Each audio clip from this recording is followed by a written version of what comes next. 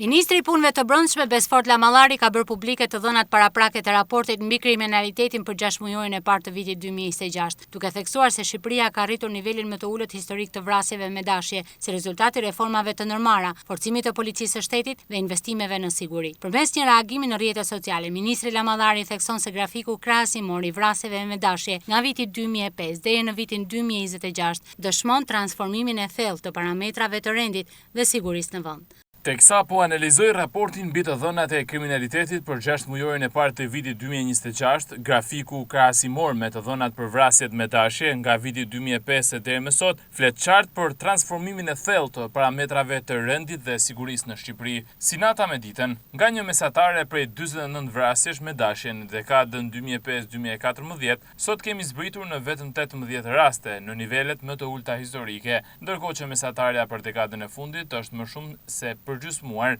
në 23.4 raste. Ministri nënvizon se këto rezultate nuk janë rastësi, por fryti i reformave të qeverisë shqiptare, mbështetjes së vazhdueshme për policinë e shtetit dhe vendosmërisë për të luftuar kriminalitetin. Kurse si që kjo nuk është rastësi, por rezultati i reformave të qeverisë shqiptare përfshirë mbështetjen dhe rezultatet e punës së policisë së shtetit, investimet që ne kemi bërë dhe vendosmërinë për të mos u zbrapsur në luftën me kriminalitetin. Duke folur për projektin Smart City, qendra komandimit dhe kontrollit të cilit u hap një ditë më parë, Lamallari deklaron se integrimi i inteligjencës artificiale, kamerave inteligjente dhe sensoreve të avancuar për zbulimin e të shtënave me armëzjarri do ta çojë vendin në një fazë të re të parandalimit dhe goditjes së krimit. Përmes teknologjisë, inovacionit dhe forcimit të institucioneve të zbatimit të ligjit, po krijojmë standarde sigurie të denja për një vend antar të familjes europiane, sikundër Shqipëria do të jetë brenda vitit 2030. Përfundon postimin ministri i Punëve të Brendshme.